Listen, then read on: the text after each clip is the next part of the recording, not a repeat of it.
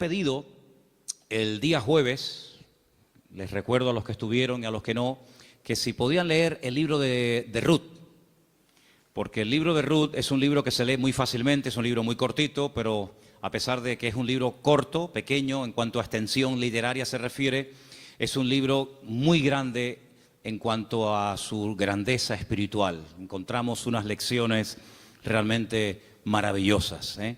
Así que en esta tarde vamos a disfrutar de la exposición de la palabra a través del libro de Ruth y vamos a orar en este momentito para pedir la bendición del Señor. Queremos, como siempre, dar la bienvenida a todos, especialmente a los que probablemente esta tarde estén por primera vez. Yo veo caras nuevas en esta tarde, espero que estén a gusto, que estén cómodos y que podamos disfrutar todos de la palabra del Señor en este momento. Padre Celestial, te damos muchas gracias por este tiempo hermoso de alabanza, de adoración que hemos tenido. Gracias, Padre, por este lugar que tú nos has provisto para alabar y adorar tu nombre. Queremos pedirte en esta tarde que bendigas, Señor, este estudio de tu palabra, que seamos buena tierra donde pueda ser sembrada tu bendita y poderosa palabra. Quita todo obstáculo, todo impedimento, abre nuestra mente, nuestro corazón, nuestro oído espiritual, para que podamos aprender y descubrir las maravillas de tu palabra, Señor. Ponemos delante de ti, pedimos tu bendición, que todo cuanto aquí se haga y se diga sea para tu gloria y tu honra. Gracias también por los hermanos de diferentes naciones que en este momento a través de internet están en sus hogares, en sus países, también escuchando tu palabra. Bendícelos también a ellos y a todos y a cada uno de nosotros. Aquí estamos para aprender de ti. En el nombre de tu amado Hijo Jesús. Amén y amén. Vamos al libro de Ruth, por favor, rápidamente. Ya se han leído unos versículos en esta tarde. Para los que han leído el libro, saben perfectamente que es un libro que está a continuación de la historia de los jueces, lo cual no significa que ya la historia de los jueces pasó al pasado, a la historia, y comienza una etapa nueva, sino que la historia de la familia de Elimelech y su esposa, Noemí, y de sus hijos, se lleva a cabo durante el período de los jueces. La mayoría de los comentaristas dicen que pudo ser, por lo que a continuación les voy a leer, que lo que le ocurrió a Elimelech y a Noemí y a su familia fue probablemente durante el tiempo de Gedeón, el juez llamado Gedeón. Por una sencilla razón, porque dice en el libro de los jueces que durante el tiempo de Gedeón, el pueblo de Israel hizo lo malo ante los ojos del Señor. Y el Señor ya les había dicho muy claramente que una de las cosas que le podían ocurrir en el futuro, que de hecho ocurrió, es que vendría hambre a la tierra. Y curiosamente, si leemos la historia de todos y de cada uno de los jueces, que es una historia de casi 300 años, muy larga, encontramos que en el tiempo, en el periodo de Gedeón, fue cuando hubo hambre. Dice que eran los madianitas, que subían de su país, subían de la parte donde ellos estaban, y dice que subían justamente en el tiempo de la cosecha y arrasaban con todo. Dejaban al pueblo muerto de hambre, el pueblo entró en una crisis económica, la gente se tuvo que ir al monte a esconder en cuevas, y es cuando ellos claman al Señor y el Señor levanta a Gedeón. Así que ya nos hemos situado, la historia que vamos a contar esta tarde se llevó a cabo probablemente durante el tiempo del juez llamado Gedeón.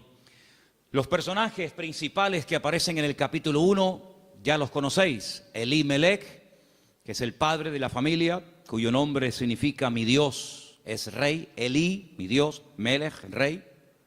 El nombre de su esposa es Noemí, significa dulce, significa placentera. Tenía 2 hijos. El mayor se llamaba, como dice aquí, versículo 2 de Ruth capítulo 1, Malón y Kelión. Malón significa débil, enfermizo. Probablemente era un joven, un niño que desde pequeñito fue muy enfermito y los padres lo vieron así muy flaquito, muy raquítico y le pusieron este nombre que espero que no se le ocurra ponerle a ninguno de ustedes a sus hijos. ¿Cómo se llama el niño? Enfermito. Debilucho. Y el otro no se queda atrás. El otro, Kelión, significa abatido o consumido. Dicho en términos modernos, el hecho polvo de la familia. ¿Qué familia? Bueno, ellos viven en una pequeña población llamada Bet-Lehem, cuyo nombre significa la casa del pan, en la provincia de Judea, el mismo pueblo donde tiempo más tarde nacería el rey David y donde mucho tiempo después nacería nada más y nada menos que el Mesías, el Señor Jesucristo. Ellos ven que el país está pasando por un momento terrible, diríamos hoy en día de paro, de crisis, de pobreza, de miseria, y deciden irse a vivir al extranjero, concretamente a Moab. ¿Qué país sería hoy en día Moab? Bueno, sería el territorio que ocupa Jordania, ¿vale?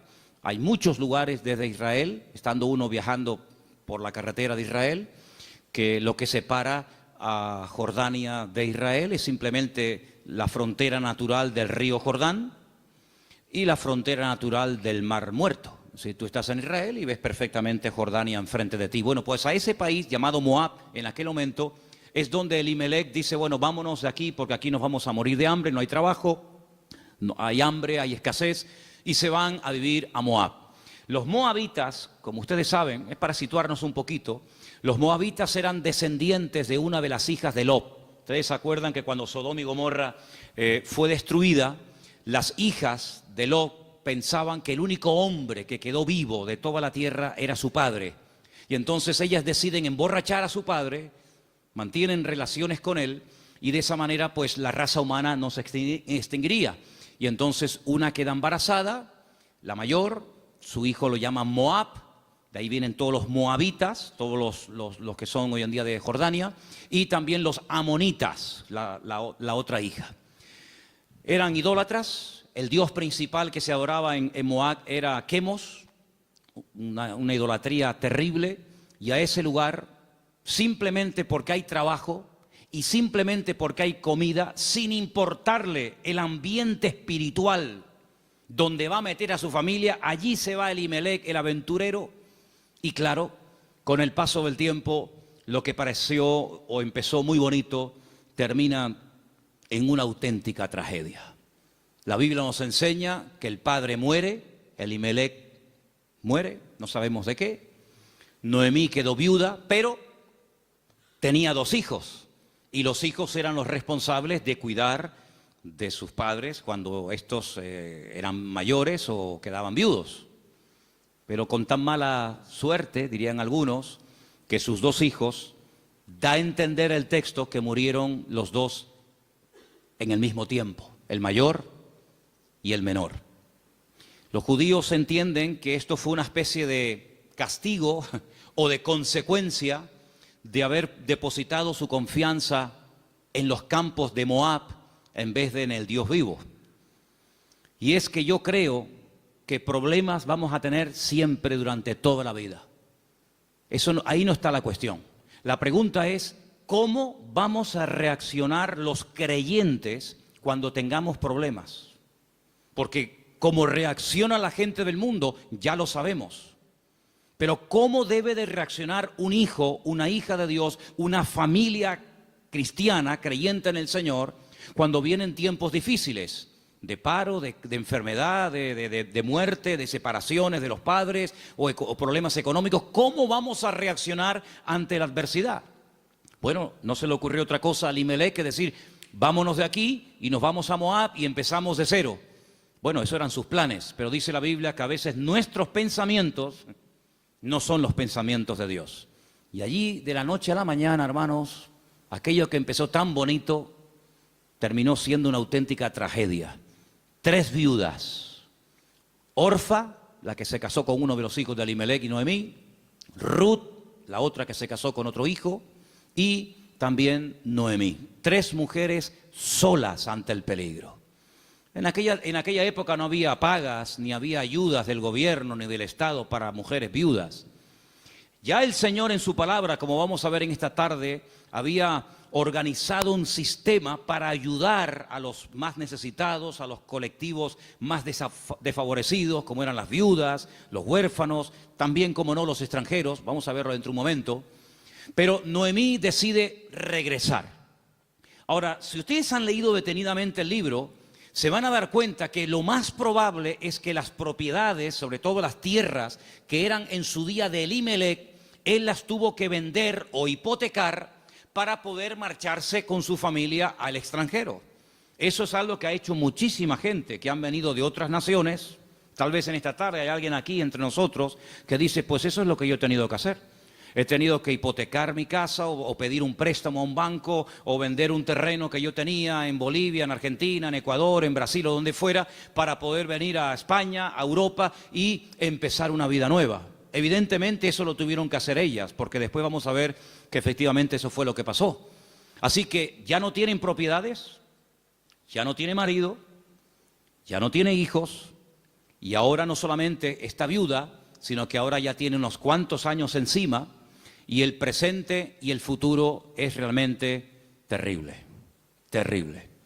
Las dos nueras le dicen, no te preocupes, nosotras vamos a ir contigo, te vamos a apoyar, te vamos a sustentar, pero hay un momento en el que Noemí se vuelve y les dice las siguientes palabras. Estamos en Ruth capítulo 1. Noemí le dice en el versículo 8 a sus dos nueras, andad, volveos cada uno a la casa de su madre, que el Señor haga con vosotros misericordia, como la habéis hecho con los muertos, sí, con vuestros maridos y conmigo. Que el Señor os conceda hallar descanso, cada uno en la casa de su marido. Luego las besó y ellas alzaron la voz y lloraron. Realmente la tristeza, el desánimo, la depresión, la angustia, el miedo se había apoderado de estas tres pobres mujeres. Y ellas le dijeron, versículo 10, ciertamente nosotras, fijaros tan plural, nosotras iremos contigo a tu pueblo. Verso 11, Noemí les respondió y les dijo, volveos, hijas mías, ¿para qué habéis de ir conmigo? ¿Tengo yo más hijos en el vientre que puedan ser vuestros maridos? Volveos, hijas mías, e idos, porque yo ya soy vieja para tener marido. Y aunque dijese, esperanza tengo, y esta noche estuviese con marido, y aún diese a luz hijos, ¿habíais vosotras de esperarlos hasta que fuesen grandes? ¿Habéis de quedaros sin casar por amor a ellos? No, hijas mías, que mayor amargura tengo yo que vosotras, pues la mano del Señor ha salido contra mí. Ellas alzaron su voz otra vez, lloraron, y Orfa besó a su suegra, mas Ruth se quedó con ellas. Ay, amigo, ya se produce una ruptura. Ya no son las tres las que están como una piña, al fin y al cabo las tres tienen un denominador común, son viudas, tan solas en la vida, sino que ahora dice la Biblia que una de ellas, Orfa, cuyo nombre significa terca o testaruda, toma una decisión. Y entonces la decisión que toma es volver a la casa de su familia. Noemí le dijo, he aquí tu cuñada se ha vuelto a tu pueblo y a sus dioses, vuélvete tú tras ella. A mí me llama la atención que la Biblia destaca no solamente el hecho de que ella vuelve a su familia, lo cual en cierto sentido es lógico, ¿verdad? Y normal, sino que añade algo que es muy significativo. Dice, ella se ha vuelto a su casa, a la familia de sus padres y a sus dioses. Yo dije al principio en la introducción que en Moab no se adoraba al Dios de Abraham, de Isaac y de Jacob, no era el Dios vivo al que se adoraba, eran idólatras. Adoraban como Dios principal a Quemos, seguramente a otros más, a Baal, a Astarot, y sabe Dios a quién más. Por lo tanto, cuando ella se va a la casa de su familia, vuelve otra vez a practicar y adorar los dioses que probablemente, no tenemos 100% de seguridad para asegurar esto, ella había dejado de adorar durante el tiempo que estuvo casada con uno de los hijos de Noemí. Ella vuelve otra vez atrás y vuelve otra vez, permítame la expresión, es una expresión bíblica, vuelve otra vez al vómito. Y a mí me hace recordar la historia de Orfa. No voy a hablar mucho de ella, pero sí quisiera destacar que ¿saben a quién me recuerda Orfa? Cuando estaba preparando todo esto para el día de hoy compartir con ustedes, me venía a la cabeza el joven rico. ¿Os acordáis de la historia del joven rico? Un chico aparentemente que quería saber la verdad, que quería crecer, que quería respuestas a sus preguntas y a sus dudas. Y cuando el mismísimo Señor Jesucristo le dice, tú has hecho esto y esto y esto y esto, y está muy bien. Pero yo observo, yo noto que a ti te hace falta una cosa en la vida. Y te voy a decir qué es lo que a ti te hace falta. Y se lo dice, y dice que se puso muy triste y dio media vuelta y se marchó, y ahí acaba la historia del joven rico. A pesar de que el Señor le dijo algo tremendo, ven conmigo, pero él no estuvo dispuesto a pagar el precio. Viendo Noemí que una de sus nueras se ha vuelto atrás a sus dioses, a su antigua vida, le dice a la otra que le queda, a Ruth, versículo 15, he aquí tu cuñada se ha vuelto a su pueblo y a sus dioses, vuelve tú tras ella. Y ahora viene una de las declaraciones más hermosas de toda la Biblia.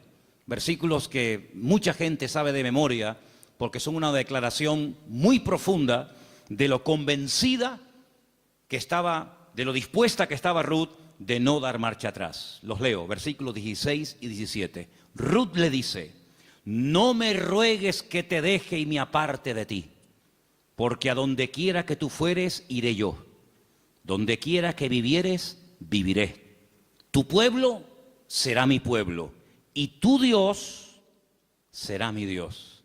Donde tú murieres, moriré yo, y allí seré sepultada. Así me haga el Señor y aún me añada, que solo la muerte hará separación entre nosotras dos. ¿Cuántos dicen amén? Y allí se van estas dos mujeres. Claro, lógicamente Noemí es mucho más mayor que Ruth, pero allí emprende una aventura rumbo a lo desconocido. Se va Ruth a un país que no conoce, solamente de oídas, donde las costumbres, la religión, por decirlo de alguna manera, las leyes son completamente diferentes a la cultura, al país en el cual ella ha vivido durante toda su vida. Pero allí se va dispuesta a adorar al Dios de Noemí. Podríamos decir, en términos que nos podamos entender en esta tarde, que Ruth verdaderamente lo que decide es convertirse, no solamente ayudar y no dejar abandonada a su suegra, sino convertirse al Dios de su suegra y lógicamente también de su marido y en su momento de su suegro. Tu pueblo será mi pueblo, tu Dios será mi Dios. El Dios monoteísta, el Dios que no acepta que se adore a otros dioses aparte de Él, sino que, como dice en su palabra, al Señor tu Dios adorarás y a Él solo servirás. ¿Cuántos dicen amén? Allí se va Ruth rumbo a lo desconocido. Y saben, hermanos, hay un capítulo en la Biblia, que es el famoso capítulo de la mujer virtuosa de Proverbios, que si no me equivoco creo que es el capítulo 31, el último capítulo del libro de Proverbios, que se llama La mujer virtuosa, Eshet Hayil. Y Ruth es la única mujer en todo el Antiguo Testamento que recibe el título de Eshet Hayil, que significa mujer virtuosa. Es decir, que cuando leas el capítulo 31 de Proverbios y que te habla de la mujer virtuosa, tú dices, bueno, ¿y quién es una mujer virtuosa? ¿A quién puedo ver como punto de referencia en la historia de la Biblia para saber a lo que se refiere el Señor? Ahí la encuentras en el libro de Ruth. Una mujer sacrificada, trabajadora, fiel, que es capaz de renunciar a todo a cambio de nada, aparentemente. Una mujer que incluso está dispuesta a morir en tierra ajena. Y fíjate que me llamó la atención que José, que estaba muriendo fuera de su tierra, estaba muriendo en Egipto, antes de morir dice que él dio orden de que, como él sabía y anticipa proféticamente la liberación de la esclavitud de Egipto, él da orden para que sus huesos se los lleven con ellos cuando salgan milagrosamente de Egipto. Y dice la Biblia que lo hicieron así, y durante 40 años, hermanos, los israelitas estuvieron dando vueltas y vueltas en el desierto, cargando los huesos de José hasta que llegan a Canaán y logran darle una digna sepultura. Sin embargo, Ruth no dice, cuando yo muera, por favor, lleven mi cuerpo, lleven mis huesos a Moab, sino que ella dice, donde a ti te entierren, que me entierren a mí ahí también al lado tuyo. Sí, una mujer decidida, una mujer comprometida, en otras palabras, una mujer con las ideas claras. ¿Cuántos dicen amén? ¿Cómo vamos a reaccionar frente a la adversidad? Porque si huyeron de Israel, de Betlehem, huyeron a Moab para buscar una mejor vida, ahora la tortilla se ha dado la vuelta. Ahora cuando regresan, ya sin marido y sin hijo, y con unos cuantos años encima, sola, viuda y sin recursos, hipotecada hasta las cejas y con otra nuera que la acompaña, pues no piensen ustedes que el retorno fue mejor que la ida. Es más, dice la Biblia que cuando las vieron entrar por el pueblo de Betlehem, toda la ciudad se echó a la calle diciendo, madre mía, podríamos utilizar el refrán popular nuestro que dice, ¿quién te ha visto y quién te ve? La mujer salió, o las mujeres salían al encuentro a saludarla y le decían, Noemí, Noemí, tantos años sin saber de ti, vienes sin marido, vienes sin hijo, vienes enferma, golpeada, herida por la vida. Y ella decía, no, por favor, no me llaméis nunca más, no me llaméis más Noemí, porque yo no tengo placer, no tengo contentamiento, ya no me alegra, ya no me llena nada en la vida. Por favor, llamadme Mará, Mará, que significa mujer amargada o afligida.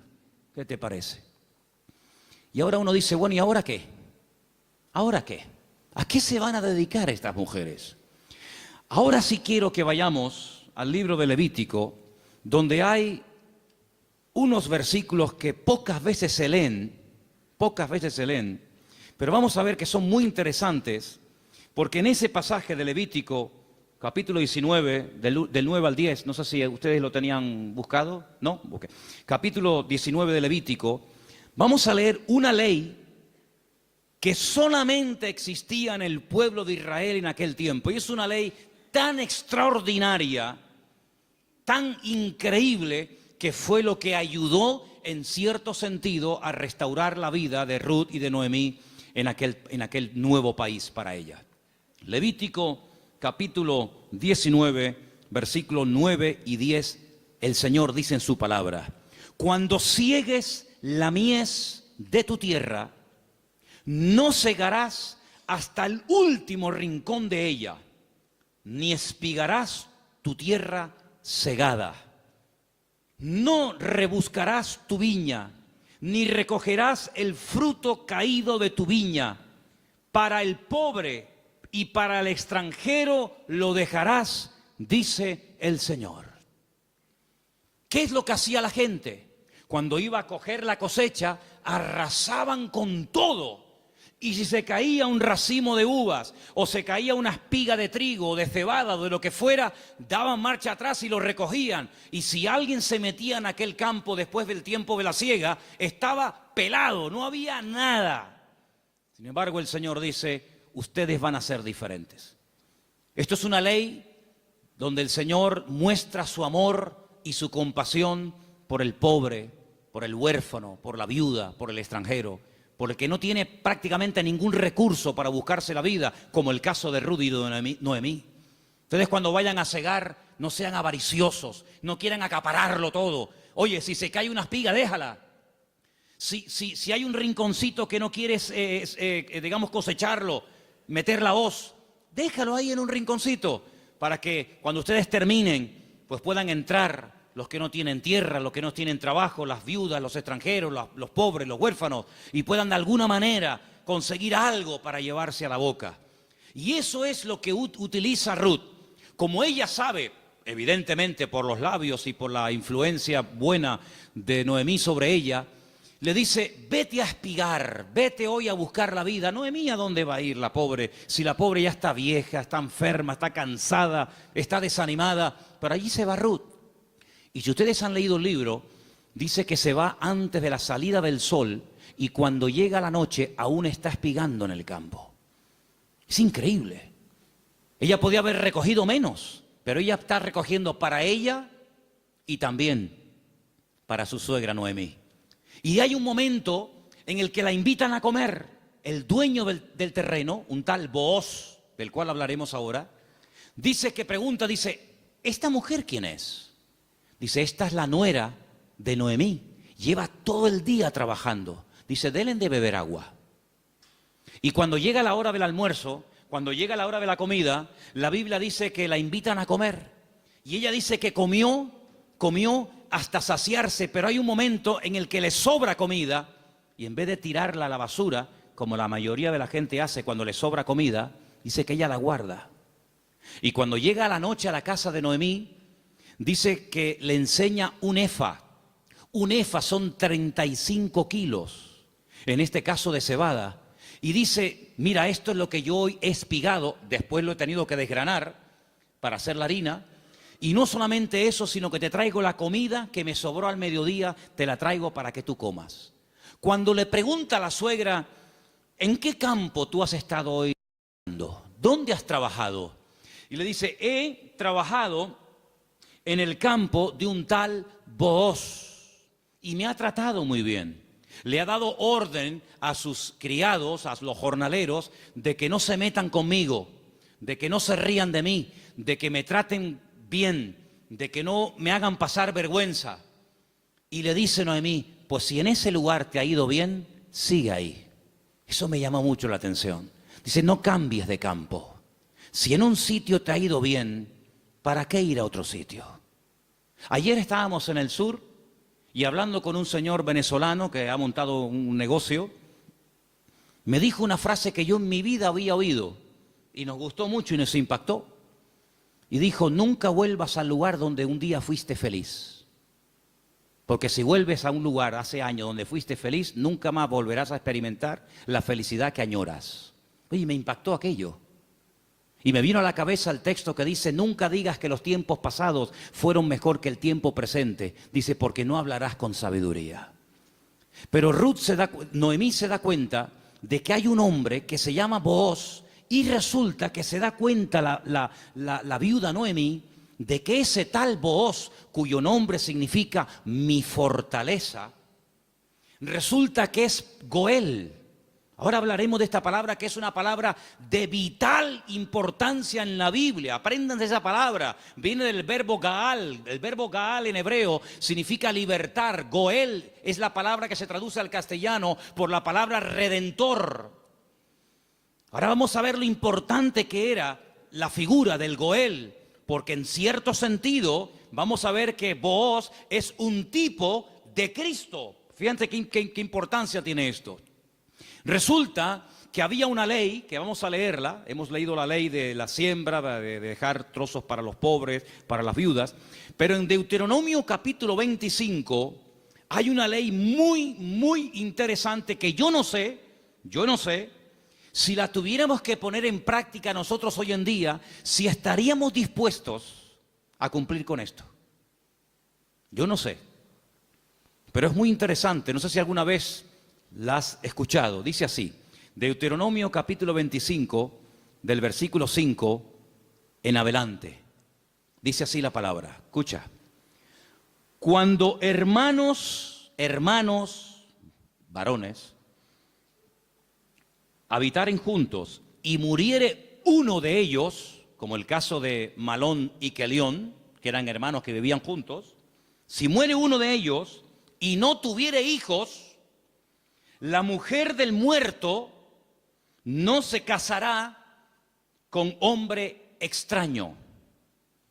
Su cuñado se llegará a ella y la tomará por mujer y hará con ella parentesco. Y el primogénito que ella diere a luz sucederá en el nombre de su hermano muerto, para que el nombre de éste no sea borrado de Israel. ¿Entendéis, no?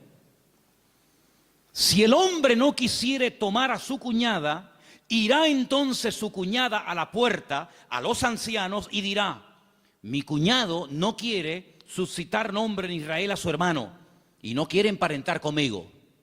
Entonces los ancianos de aquella ciudad lo harán venir, hablarán con él, y si él se levantare y dijere, no quiero tomarla, se acercará entonces su cuñada delante de los ancianos, le quitará el calzado del pie, le escupirá en el rostro y le hablará y le dirá, así será hecho al varón que no quiere edificar casa a su hermano.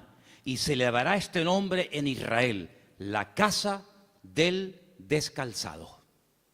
Qué ley tan extraña, ¿no?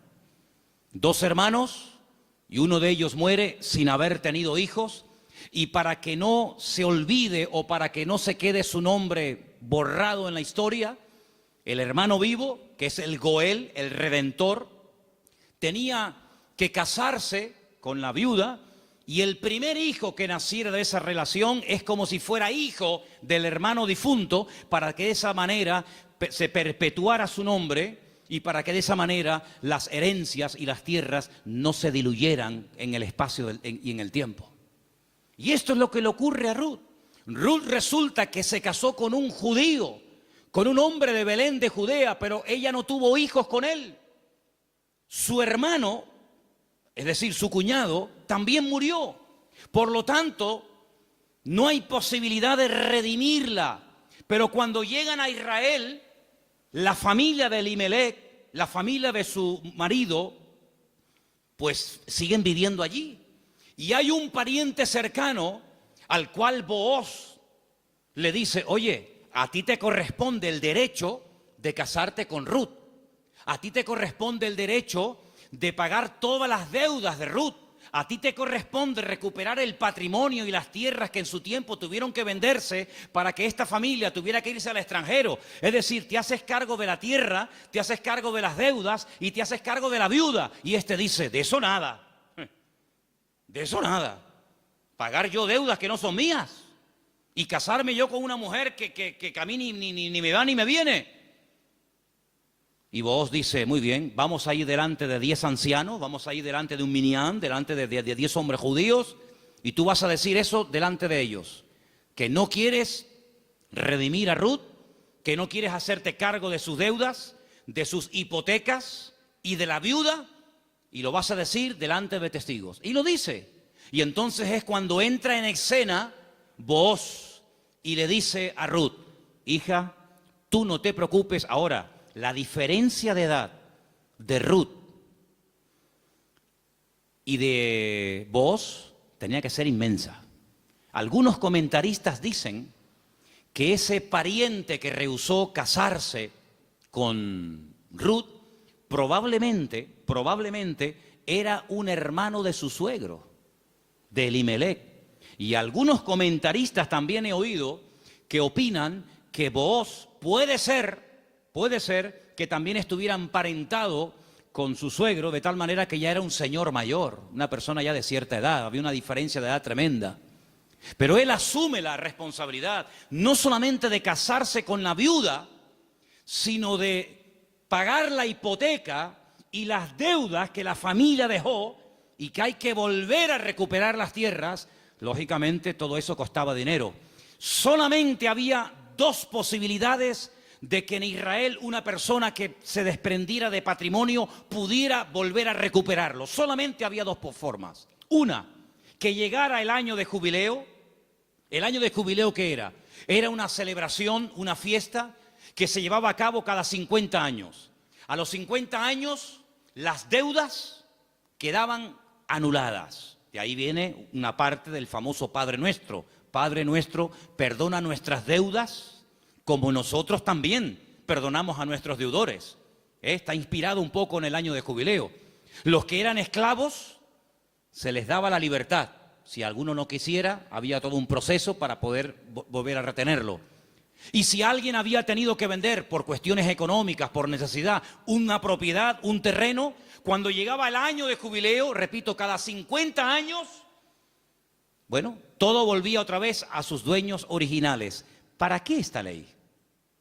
Para recordarle al pueblo de Israel que la usura, el querer cada vez tener más y más y más y más y más, a cambio de las desgracias ajenas, eso no se podía dar en el pueblo de Israel. Cada 50 años se empezaba de cero. Nadie le debe nada a nadie. Los ricos no iban a ser cada vez más ricos y los pobres cada vez iban a ser más pobres. De esa manera era una ley justa, una ley donde se le daba oportunidad al que se había endeudado y jamás iba a poder pagar las deudas.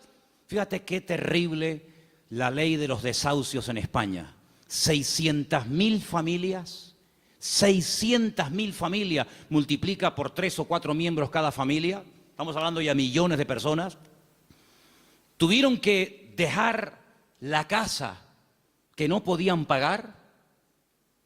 Los padres en algunos trancarle la nómina y un alto porcentaje se lo quitaron, es decir, un sistema faraónico donde te ofrecían todo los bancos a cambio de nada, y te llamaban y te ofrecían todo llamándote a tu casa, y una vez que te tienen en su territorio, te aprieta el nudo, amigo, y de aquí no sales nunca.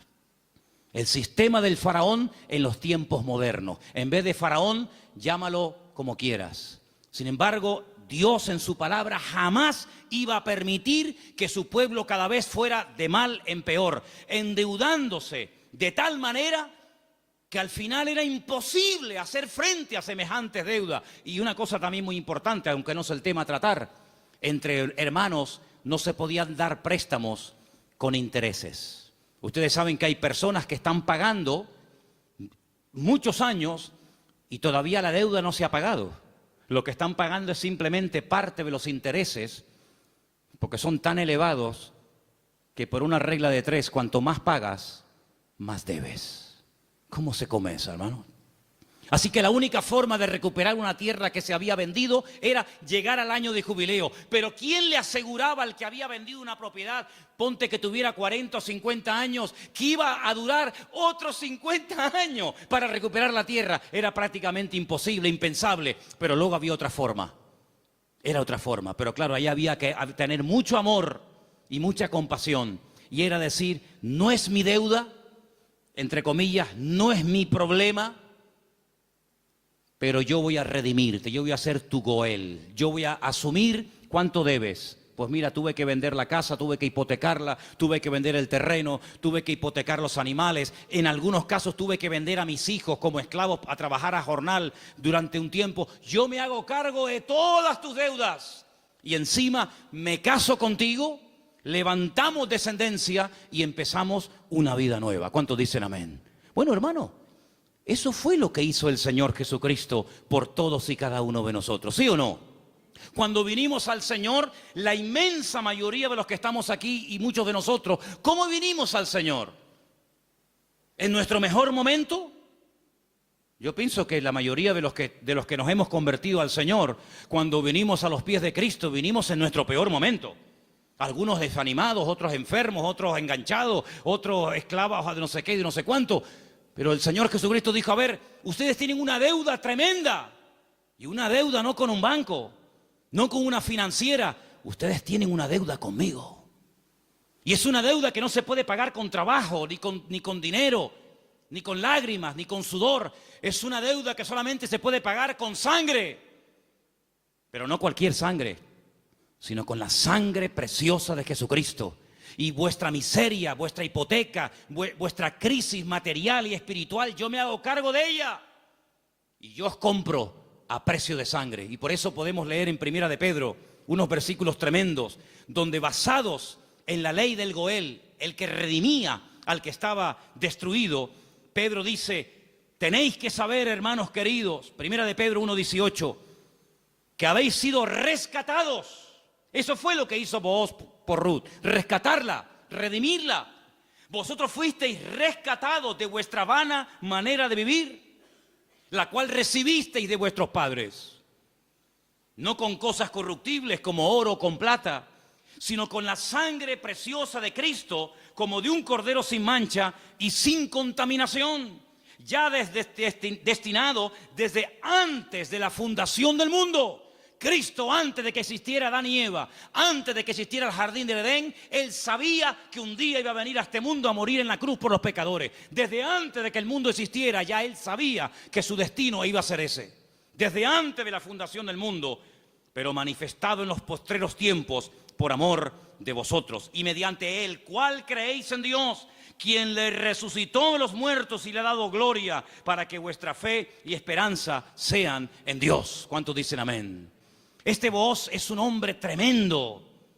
Es un hombre que dice, bueno, yo soy rico, tengo tierras, tengo de todo. ¿Qué necesidad tengo yo de meterme ahora, permítame, en estos líos? Asumir deudas que yo no contraje. Si Elimelech hipotecó sus tierras y tuvo que vender sus casas, ¿a mí qué me importa? Diría alguno. Y si tuvo que irse al extranjero a buscarse la vida, y si allí murió él y sus hijos, y ahora hay una serie de mujeres que están las pobrecitas sin nada en la vida, ¿yo qué tengo que ver con todo esto? Pero Booz no es un hombre frío, insensible. Booz es un hijo de Dios. Y los hijos de Dios tenemos corazón, no solamente cabeza. ¿Cuántos dicen amén? Hay que tener corazón. Hermanos, en las vestiduras del sumo sacerdote, que las tenéis ahí si queréis ver cómo eran. El sumo sacerdote llevaba en su pecho los nombres de la familia de Israel, las tribus de Israel, Judá, Benjamín, Zabulón. Y el sumo sacerdote decía, pero si yo no soy de la tribu de Judá, ¿yo para qué tengo que llevar el nombre de una familia que no es la mía? ¿Por qué tengo yo que llevar en mi pecho el nombre de la tribu de Zabulón? Si yo soy levita. Pero es que el Señor le enseñó al pueblo de Israel a través del sumo sacerdote que para servir a Dios y para creer en el Señor y hacer su voluntad, uno tiene que tener corazón. ¿Cuántos dicen amén? Hay tanta insensibilidad, hermano, incluso en el pueblo de Dios. Sí, dicen que España es un país muy solidario, el país de más donaciones de órganos del mundo. Sí, está muy bonito. Pero hermanos, el mundo no nos tiene que dar ejemplos a nosotros, ni lecciones de solidaridad y de amor, sino que somos nosotros los que deberíamos ser la gente más solidaria y los que más apoyamos al necesitado del mundo, porque para eso el Señor nos ha puesto en esta tierra. Y Booz dijo, no, yo no me voy a limpiar las manos como tú que te has limpiado las manos, porque los que habéis leído el libro, os habéis dado cuenta que cuando al pariente cercano le dicen, oye, que hay unas tierras que son preciosas, están abandonadas, porque Elimelech se tuvo que ir al extranjero, pero son unas tierras hermosas. Este dijo, uy, estas son para mí, porque ahora junto las mías con las de Elimelech, y cuando yo me muera, mis hijos tendrán más herencia. Y tiene unos campos, y tiene unos olivares, y tiene, pero vos le dices, pero espérate un momento. No solamente hay que recuperar tierras y propiedades, sino que aquí hay algo muy importante, y es que aquí hay una vida. Aquí no solamente hablamos de cosas, aquí hablamos de seres humanos. Qué interesante que Faraón decía, llévense las bestias, llévense los animales, pero déjenme las mujeres y los niños aquí. Qué curioso, ¿no? Interesante, ¿no?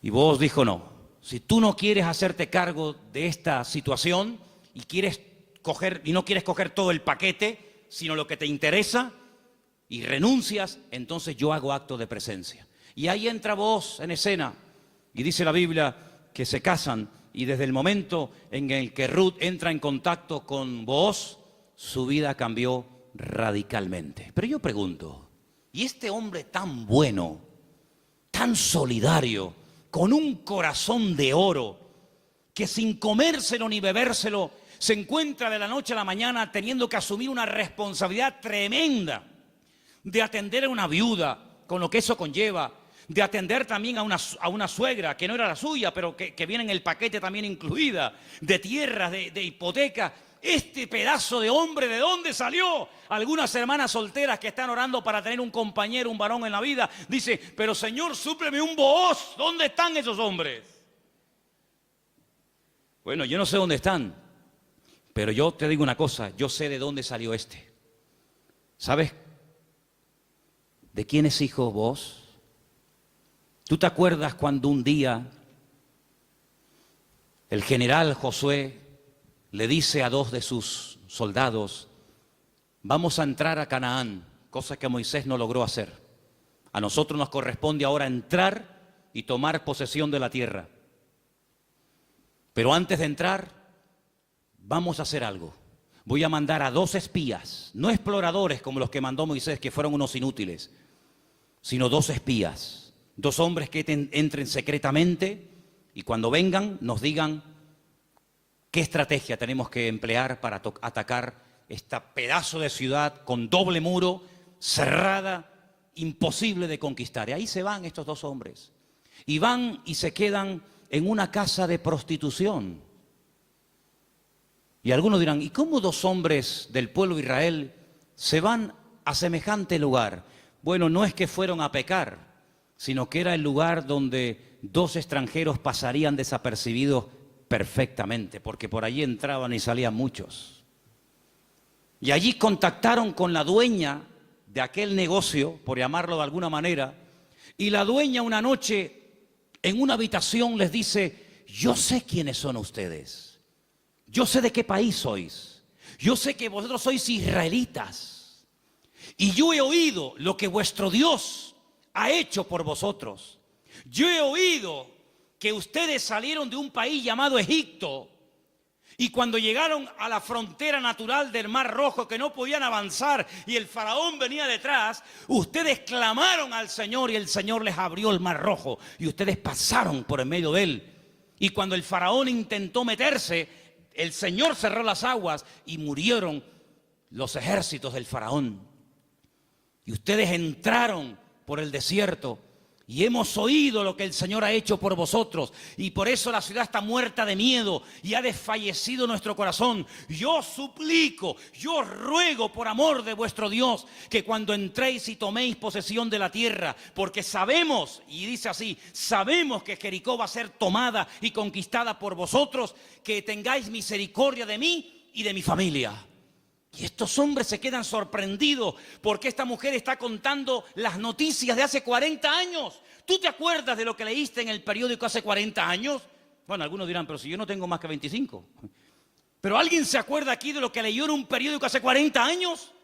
Ella lo tenía fresco en su mente. Vienen a por nosotros, nuestros días están contados. Esta tierra no nos pertenece. Vienen los hijos de Dios, viene el Dios de Abraham, de Isaac y de Jacob. Tengo que tomar medidas preventivas. Tengo que salvar mi vida y la de mi familia. Y los espías le dicen, vamos a hacer algo. Si tú no te chivas, si tú no dices que hemos estado aquí, si tú no vas ahora con el cuento al capitán de la guardia o al rey de Jericó, sino que tú mantienes el secreto. Y el día que nosotros entremos en la ciudad, tú estás dentro de la casa con toda la familia que quiere ser salva, nosotros te protegeremos a ti y a toda tu familia. Y como va a ser esto algo tremendo, porque aquí va a haber una conmoción, un terremoto, esto va a ser un cataclismo terrible, y una ciudad tan enorme, para saber diferenciarla de tantas casas, coge este trapo de color rojo, lo amarras ahí por fuera de la ventana. Yo le diré a los soldados cuando entren a tomar posesión de Jericó, que donde hay un trapo rojo colgado ahí en la ventana, ahí no entren, que esa es la casa de Rahab, la ramera.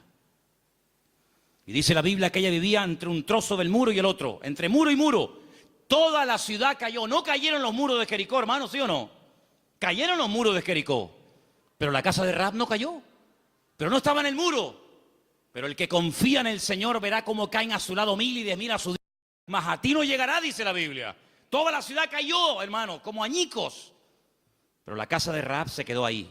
Y ella se va a vivir con su familia al pueblo de Israel. Y se casa, dice la tradición, con uno de aquellos espías que se llamaba Salmón. No es que se casó con un pescado. Se casó con un señor que se llamaba Salmón. Y queda embarazada. Y cuando da a luz, nace nada más y nada menos que un hijo que le pusieron Booz.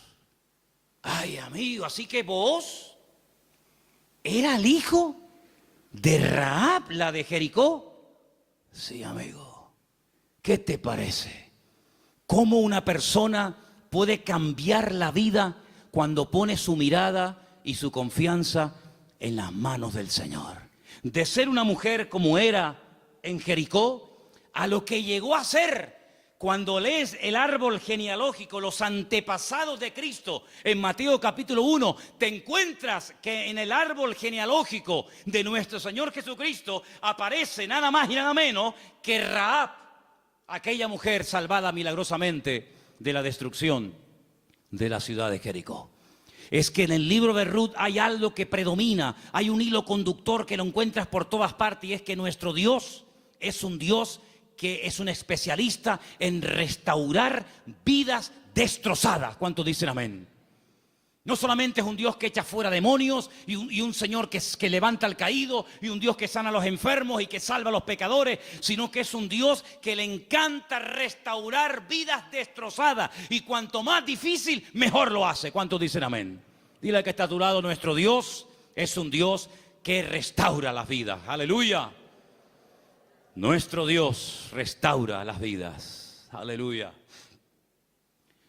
Vos, el Goel, el Redentor, asume sus responsabilidades, sabe que el primer hijo va a ser considerado no como suyo, sino como hijo del difunto, del marido de Ruth, pero no le importa. No le importa, porque él no se quiere llevar la gloria en ningún momento, sino que él quiere hacer la voluntad del Señor, aunque el precio a pagar sea ese. Y por querer preservar el nombre, la memoria, el recuerdo del primer marido de Ruth, este hombre pasa a la historia por ser un gran hombre de Dios. ¿Te das cuenta? Lo que uno siembra es lo que uno cosecha. ¿Cuántos dicen amén?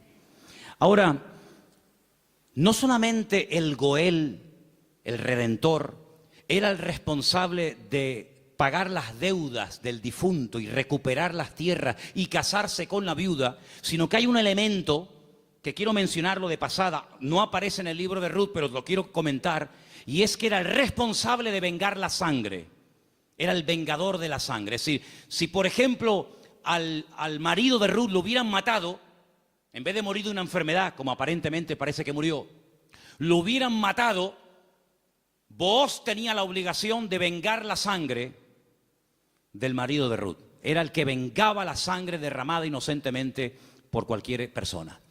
Pero eso no lo quiero tocar, pero también entra dentro de la responsabilidad del Goel.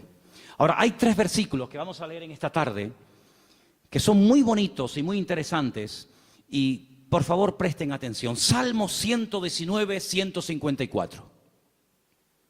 Defiende mi causa y redímeme, vivifícame con tu palabra. Vuélvelo a leer otra vez, por favor. Defiende mi causa y redímeme, vivifícame con tu palabra. La figura del Redentor, la figura del Goel, estaba tan impregnada en la cultura judía, en la cultura bíblica, que los salmistas, los que escriben salmos y otras porciones de la Biblia, conociendo la importancia de este personaje tan trascendental para poder restaurar vidas destruidas, se inspiran en esa figura, y entonces el salmista, que seguramente es el autor del Salmo 119, el rey David, dice: redímeme, sé tú mi Goel. Fíjate qué importante era la figura del Goel en aquellos tiempos. Proverbios 23:11, por favor.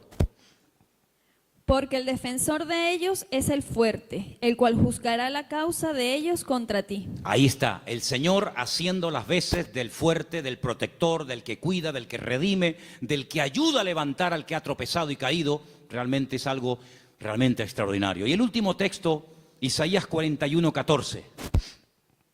No temas, gusano de Jacob, oh vosotros los pocos de Israel. Yo soy tu socorro, dice Jehová. El Santo de Israel es tu Redentor. Amén. El Santo de Israel es tu Goel, es tu Redentor. Él es el que se va a encargar. Ahora, hermano, déjeme que les diga algo.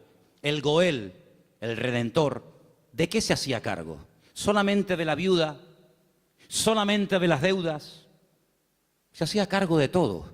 El primero renunció porque quería parte de la tierra, pero no quería asumir la responsabilidad de casarse con la viuda. Booz dice: no, todo o nada.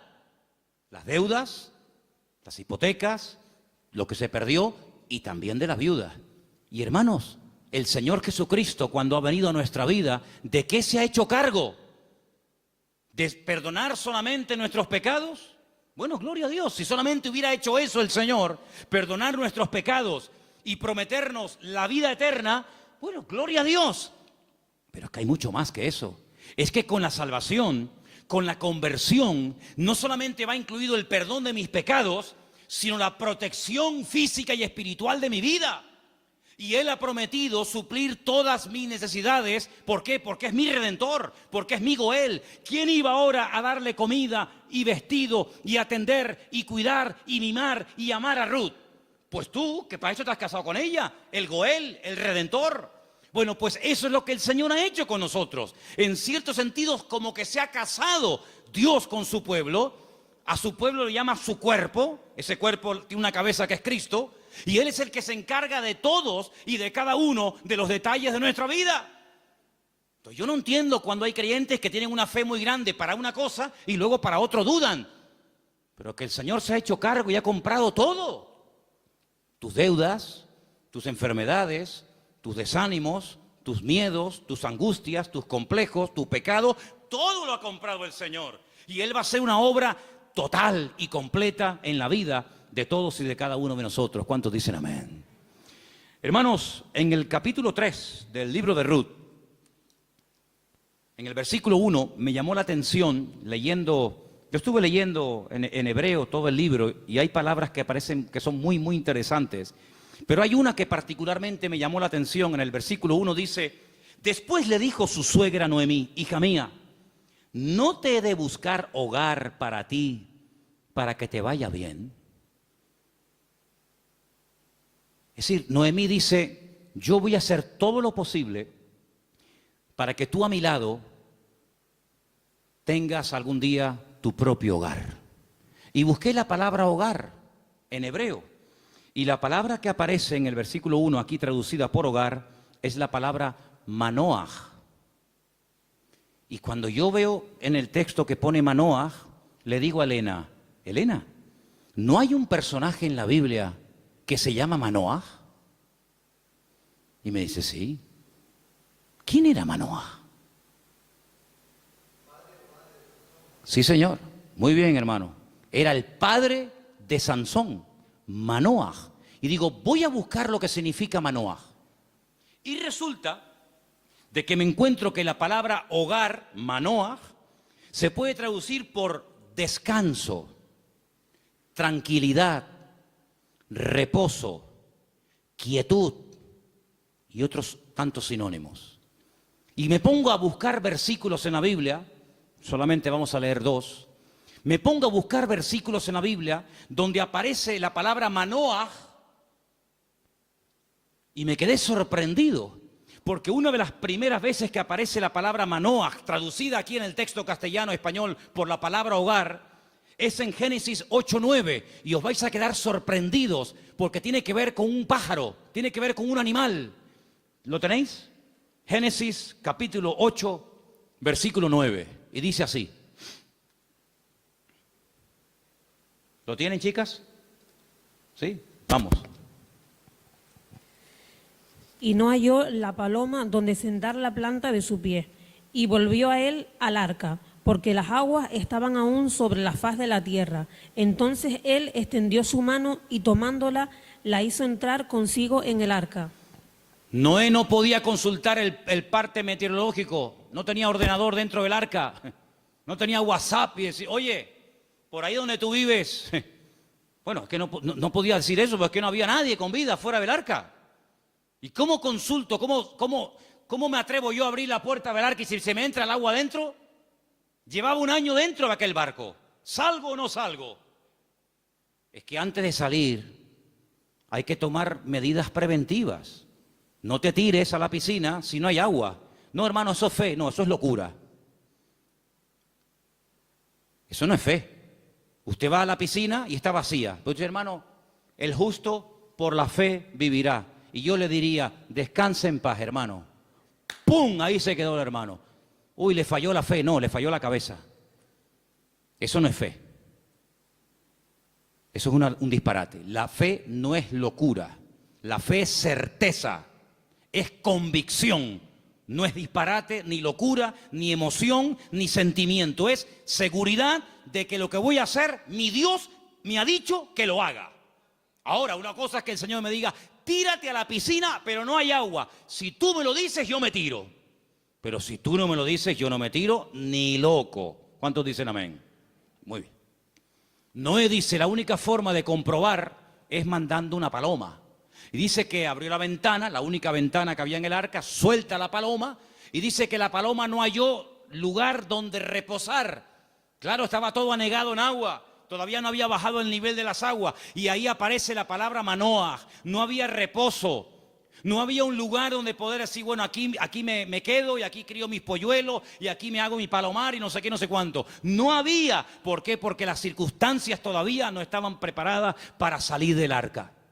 Y otro versículo muy conocido, que ustedes se lo saben de memoria, donde aparece la palabra Manoaj, es en el Salmo 23, versículo 2. Leamos, si queréis, el 1 y el 2. Salmo 23, 1 y 2. Que se lo saben de memoria, ¿sí o no? Que dice... ¿Vamos? Dale.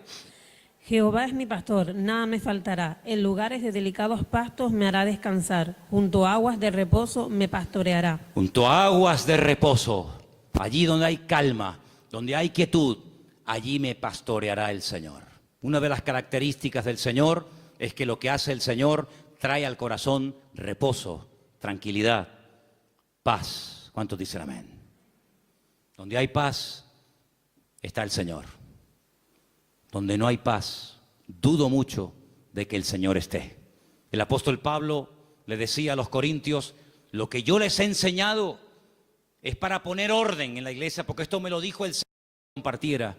Porque en nuestras iglesias lo que caracteriza a nuestras congregaciones es el orden. Pero si alguien quiere ser contencioso, allá él. Por lo tanto, hermanos, lo que Noemí le está diciendo a su nuera, Ruth, es que el anhelo de su corazón es que Ruth logre tener algún día un reposo, que logre tener un sitio de tranquilidad donde sea feliz. Y por eso se traduce por la palabra hogar. Y yo pregunto una cosa, ¿y tu hogar cómo está esta noche? ¿Tu hogar es un lugar de reposo?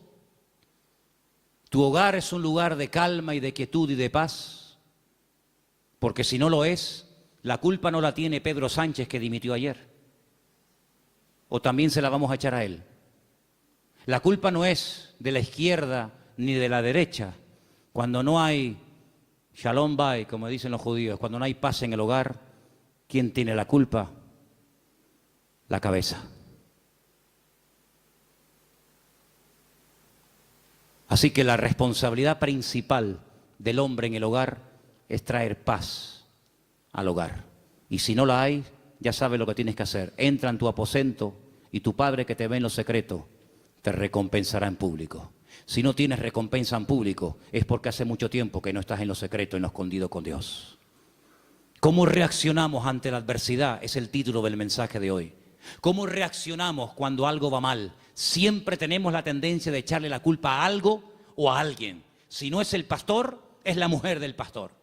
Si no es la derecha, es la izquierda. Si no es el frío, es el calor. Si no es el que se fue, es el que se quedó. Siempre buscamos un chivo expiatorio al que echarle la culpa.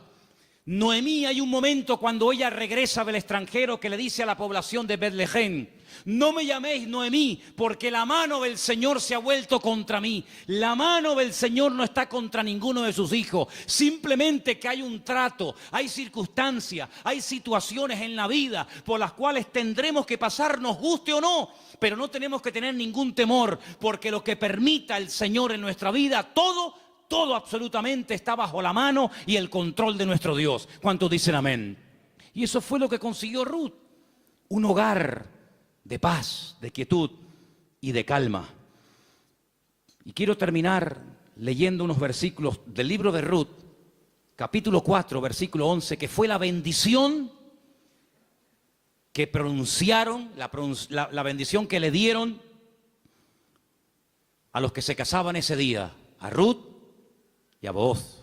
Capítulo 4, versículo 11. Dijeron los que estaban allí congregados, los testigos, todos los que estaban en el pueblo, del pueblo a la puerta con los ancianos, dijeron: testigos somos. El Señor haga a la mujer que entra en tu casa como a Raquel y como a Lea, las cuales edificaron casa de Israel, y tú seas ilustre en Efrata y seas de renombre en Belén, y sea tu casa como la casa de Fares, el que Tamar dio a luz a Judá, por la descendencia que de esta joven te dé el Señor. Y Booz tomó a Ruth, y ella fue su mujer, y se llegó a ella, y el Señor le dio que concibiese y diese a luz un hijo.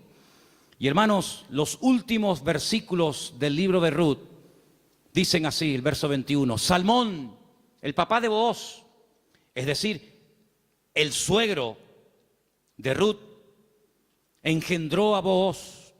Booz engendró a Obed, que significa servidor, el que sirve al Señor. Qué bonito, ¿eh?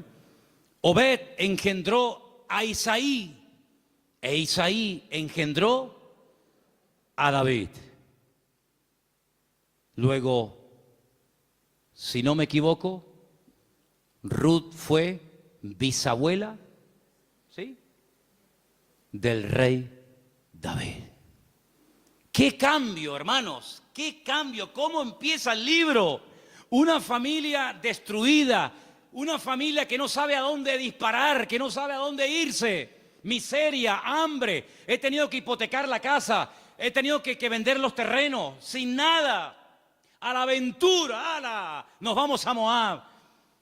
Y sin tener en cuenta que el Señor prohibía categóricamente la unión entre el pueblo de Israel y otras razas, resulta que sus hijos, hombre, claro, ¿con quién se casaron Kelión y Maleón?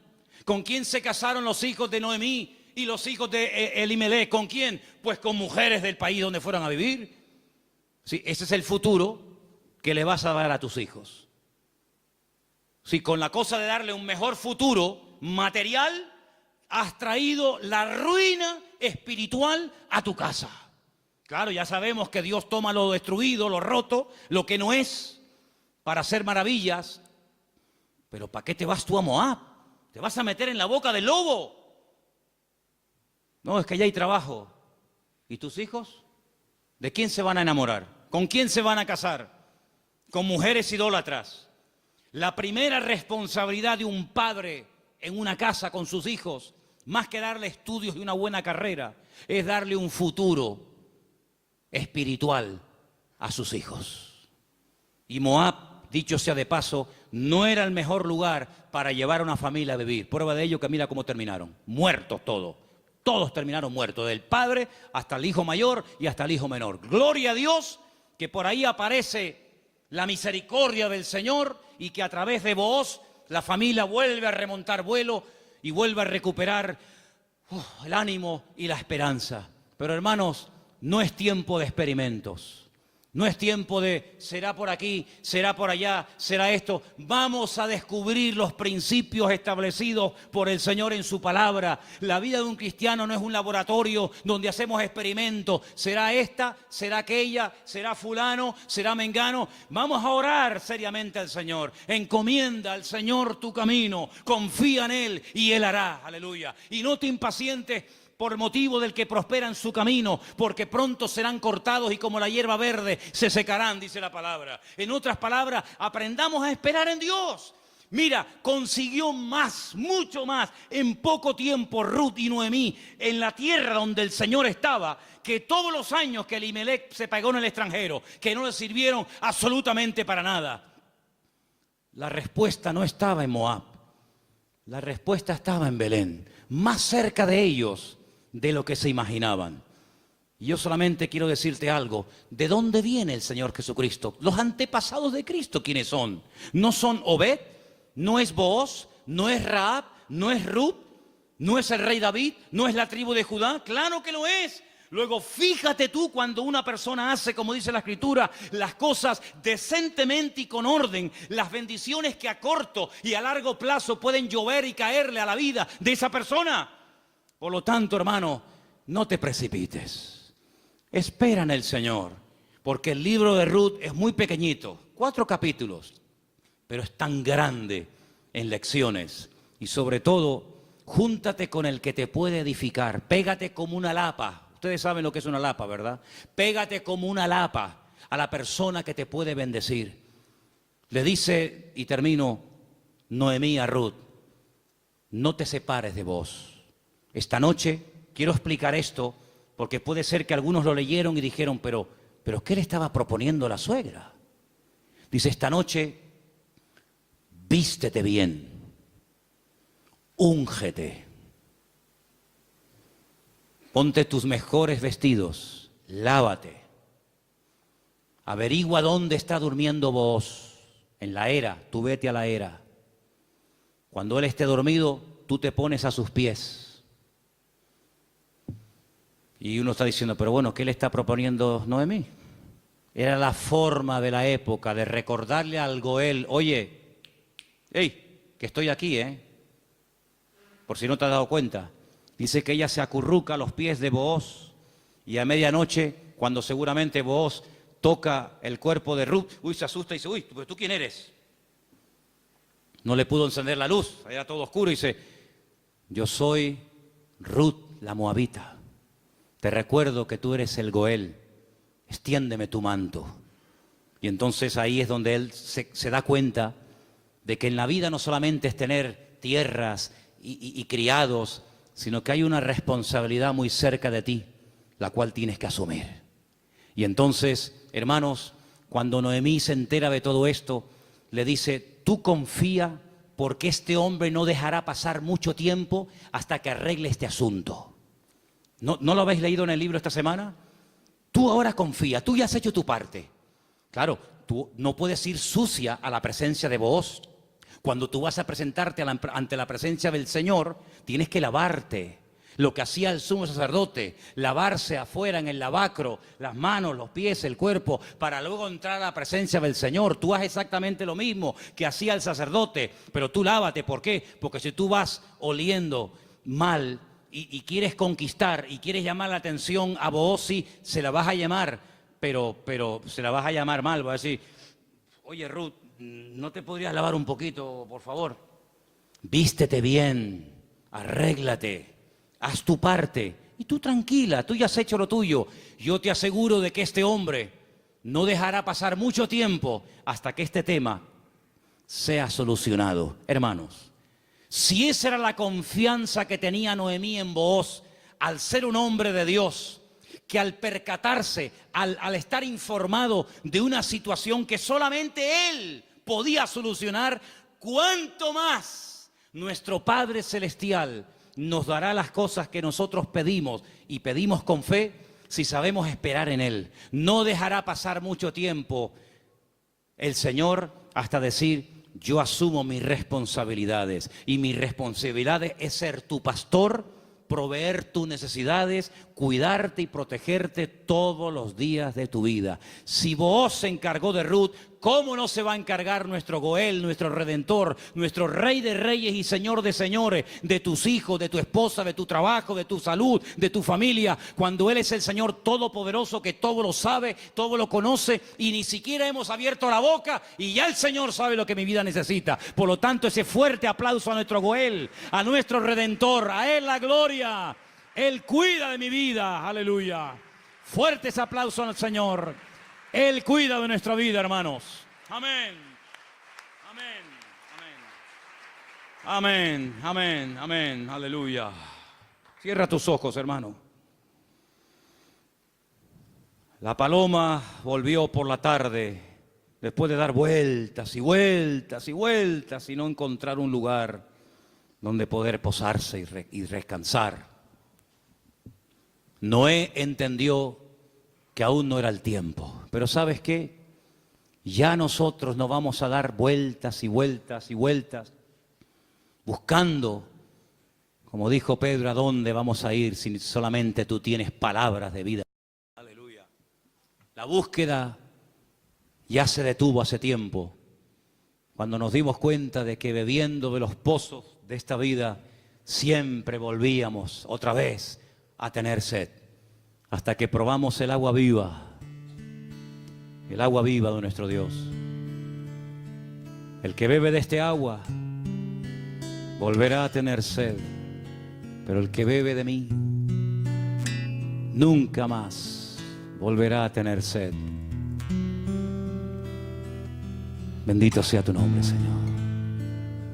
Ahí donde estás, cierra tus ojos, inclina tu rostro, habla con tu Goel, habla con tu Redentor. Dile, Señor, hazte cargo de mi vida, Señor. Hazte cargo de mi casa, de mi familia, de mis hijos.